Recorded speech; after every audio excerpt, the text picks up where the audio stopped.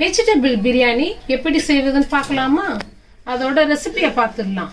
First basmati அரிசி 1 kilo, எண்ணெய் 150 gram, நெய் 50 கிராம், வெங்காயம் 1/4 கிலோ, தக்காளி 200 gram, beans 150 gram, carrot 150 gram, உருளைக்கிழங்கு 150 கிராம், பச்சை மிளகாய் 10லேருந்து உங்கள் காரத்துக்கு ஏற்றபடி எடுத்துக்கோங்க.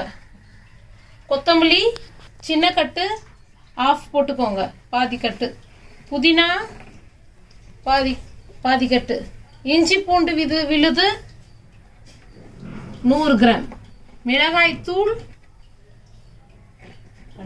2 ஸ்பூன், கரம் மசாலா 1/2 ஸ்பூன், மஞ்சள் 1/2 ஸ்பூன், பட்டை 3 இன்ச்சு எடுத்துக்கோங்க, ஏலக்காய் 7 நம்பர், லவங்கம் 10 லவங்கம் நம்பர், தேவைக்கேற்ப உப்பு நீங்க எடுத்துக்கோங்க. அப்புறம் எலுமிச்சை சாறு, ஒரு எலுமிச்சையை எடுத்து சாரா புளிஞ்சு வச்சுக்கோங்க.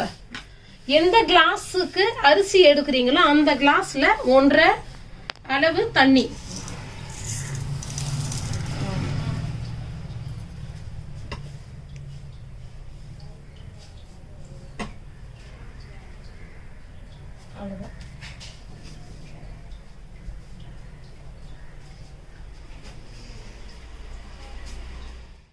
ஸ்டவ் ஆன் பண்ணிட்டு அதுக்கு மேல செய்யற பாத்திரத்தை வச்சிடலாம். நல்ல சூடி அடிச்சு இப்போ நம்ம எடுத்து வச்சிருந்த எண்ணெயை இந்த பாத்திரத்துல ஊத்திக்கலாம்.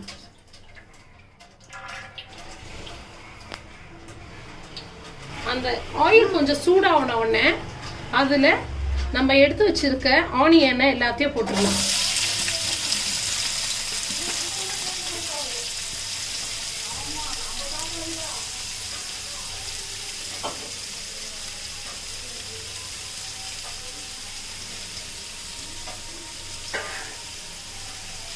அதுக்கப்புறம் பட்டை, லவங்கம், ஏலக்காய் எடுத்து வச்சிருந்ததை போட்டுக்கலாம்.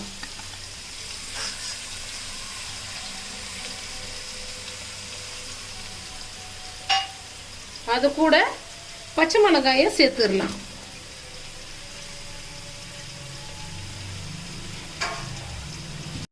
இப்போ நல்ல கிளறி விட்டுட்டு அது ப்ரௌன் ஆகிற வரைக்கும் நம்ம வெயிட் பண்ணலாம். மூடி விட்டுருங்க.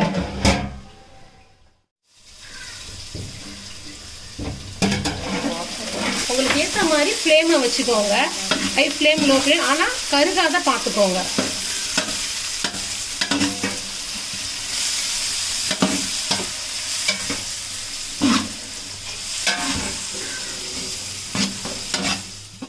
இப்போ இவ்வளோ நேரம் அடுப்பு ஹை ஃப்ளேமில் இருந்துச்சு. இப்போ வெங்காயம் ப்ரௌன் ஆகுதான்னு பார்க்கலாம். நல்லா வதங்கி இருக்குதான்னு சொல்லிட்டு வதங்கல, இன்னும் ப்ரௌன் ஆகணும். அப்போ தான் டேஸ்ட் ஆகும் பிரியாணி.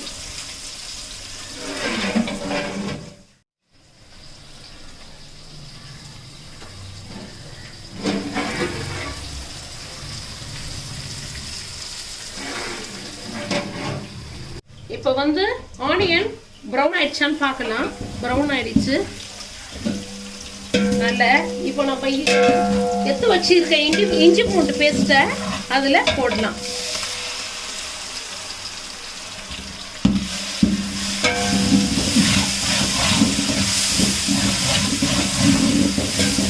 நல்லா கிண்டி விடுங்க. இஞ்சி பூண்டு பேஸ்ட் போட்டு நல்ல ஹை ஃப்ளேம்ல வச்சு இது பண்ணா நம்மளுக்கு ஸ்மெல் நல்லா வரும். பிரியாணியே நல்ல டேஸ்டா இருக்கும். பட்டை, லவங்கம் போட சொல்ல அந்த லவங்கத்தை இடிக்காதீங்க. இடிச்சிங்கன்னா வரன்னு சொல்லிட்டு நாக்கில் இதாகும். அது சில பேருக்கு டேஸ்ட்டு பிடிக்காது. அதனால் ஏலக்காய் ஒண்டி இடிச்சிக்கோங்க கொஞ்சம் ஸ்மெல்லுக்காக. நல்ல ப்ரௌன் ஆகுது இஞ்சி பூண்டு. இப்போ இஞ்சி பூண்டு பேஸ்ட்டு நல்லா வதங்கிடுச்சு, ப்ரௌன் ஆயிடுச்சு. இப்போ நம்ம என்னென்ன மசாலா எடுத்து வச்சுருக்கோங்க அதை போட்டுடலாம். மிளகாத்தூள்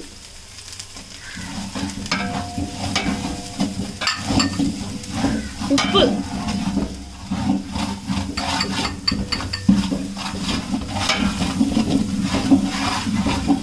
கரம் மசாலா, உப்பு எல்லாத்தையும் போட்ட உடனே அடுத்தது தக்காளியை எடுத்து போட்டுக்கோங்க. தக்காளியில தண்ணி இருக்கிறதுனால அந்த தண்ணியை வந்து வதக்குறதுக்கு சரியா இருக்கும்.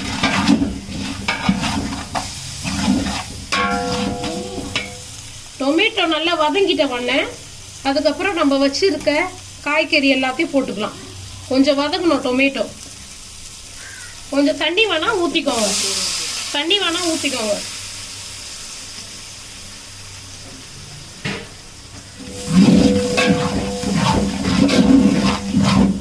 தக்காளி நல்லா வதங்கிச்சு. இப்போ வந்து பீன்ஸ் போட்டுக்கோங்க, கேரட் போட்டுக்கோங்க, பொட்டேட்டோ போட்டுக்கோங்க, எல்லாத்தையும் போட்டுக்கோங்க. அது கொஞ்சம் போட்டுட்ட உடனே கொத்தமல்லி, புதினா அதெல்லாம் நம்ம வெட்டி வச்சிருக்கிறதெல்லாம் போட்டுக்கோங்க.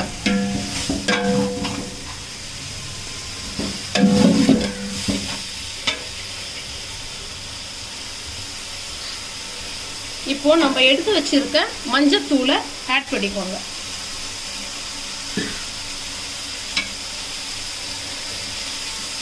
இப்போ நம்ம தண்ணி கொஞ்சம் காய் வேவுறதுக்கு கொஞ்சம் தண்ணி வந்து 1.5 கிளாஸ் அளவுக்கு எடுத்து ஊற்றி கொஞ்சம் வதக்க விட்டுக்கோங்க. எதுனா காய் வதக்கணும்ல. இப்போ நம்ம லெமன் எடுத்து வச்சிருக்கோம், அதை வந்து ஊற்றிக்கோங்க.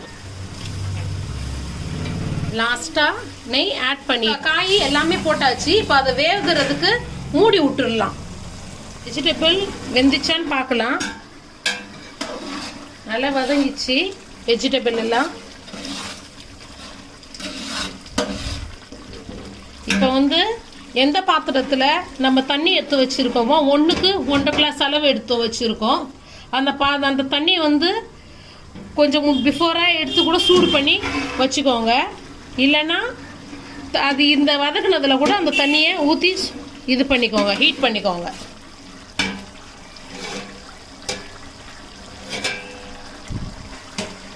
நான் வந்து அளவு தண்ணி எடுத்து வச்சிருக்கிறேன். அதை இதை வதக்குனதில் ஊற்ற போகிறேன்.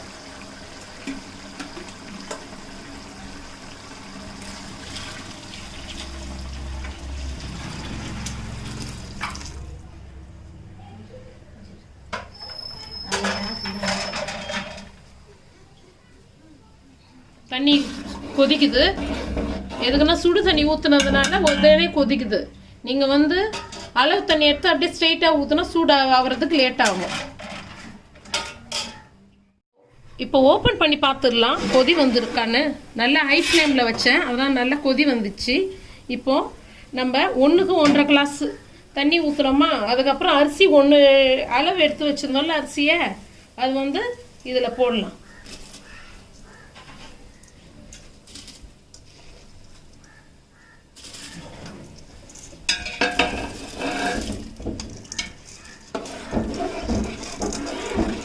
நல்லா வடிகட்டிட்டு அப்புறமா அரிசியை போடுங்க,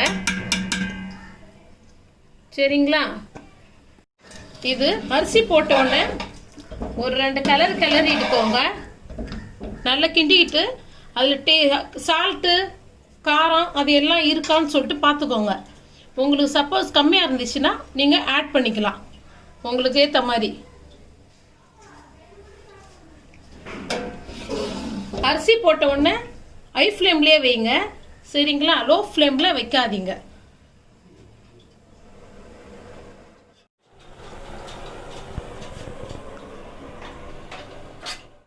மூடியை க்ளோஸ் பண்ணிட்டு அந்த ரைஸ் வேவுறதுக்கு விட்டுடுங்க கொஞ்ச நேரம். ஓப்பன் பண்ணி பார்த்துடலாம் ரைஸ் வெந்துச்சான்னு சொல்லிட்டு.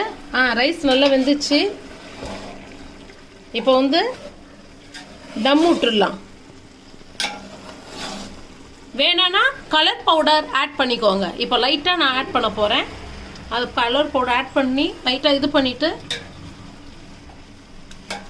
நல்லா ஸ்ப்ரெட் பண்ணிவிட்டு அதை கொஞ்சம் மூடி விட்டுடலாம். இப்போது பழைய தவா ஏதாச்சும் இருந்துச்சுன்னா வீட்டில் இருக்கிறத அதை வந்து அடுப்பு மேலே வச்சுட்டு அதுக்கு மேலே இந்த பாத்திரத்தை வைக்கணும். இதை வச்சுட்டு அதுக்கு மேலே அதை வச்சுட்டு கொஞ்சம் ஹை ஃப்ளேமில் வச்சிடுங்க.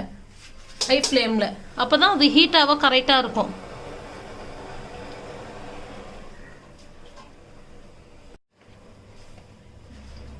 இப்போ ஒரு 3 நிமிஷம் ஹை ஃப்ளேமில் வச்சுக்கோங்க. வச்சுட்டு அப்புறமா சிம்மில் ஆக்கிடுங்க.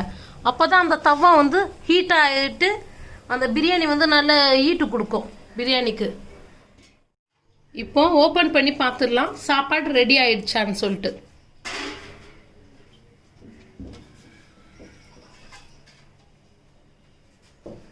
சாப்பாடு ரெடி.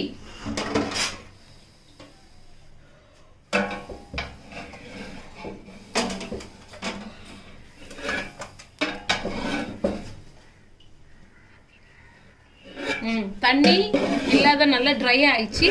சாப்பாடு சூப்பராக இருக்குது.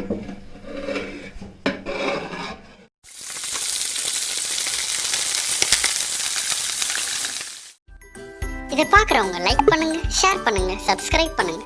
மறக்காம பக்கத்தில் இருக்க அந்த பெல் ஐக்கானை கிளிக் பண்ண மறந்துடாதீங்க. அஸ்ஸலாமு அலைக்கும்.